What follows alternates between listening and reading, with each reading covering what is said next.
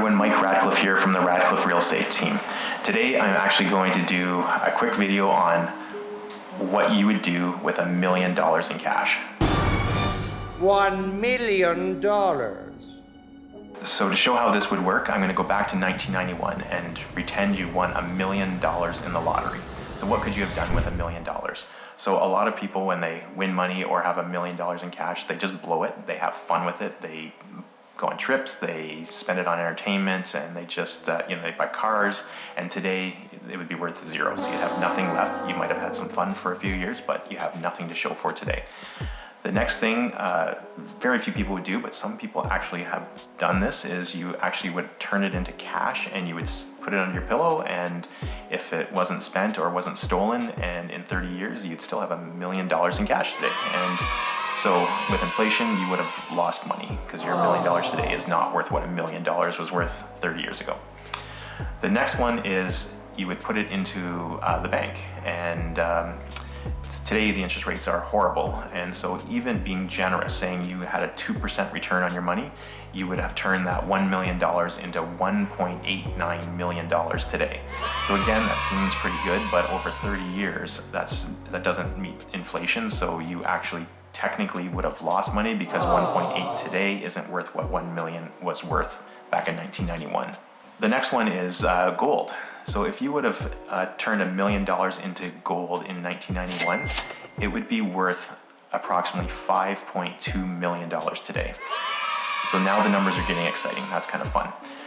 The next one is you would have bought up your principal residence, just one house, and in 1991 you would have had a really hard time buying $1 million house in this area, so you probably would have had to go somewhere, one of the big cities like Toronto, Vancouver, and you would have spent $1 million.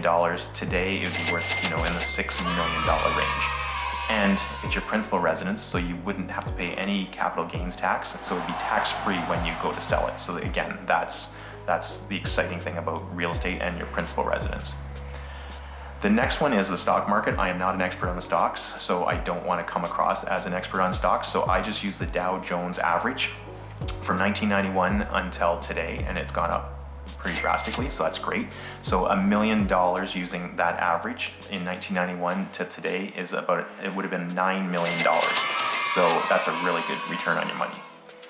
The next one is what I'm passionate about, is income properties, rental properties. So if you would have put $1 million into rental properties, you would have been able to leverage the banks, and you would have been able to borrow against your asset, and which would have allowed you to buy more properties. You would have had the appreciation on that property. You would have had the rental income for the 30 years on those properties. And my math says you would have had between $25 and $30 million today if you would have invested your $1 million in 1991 in income properties.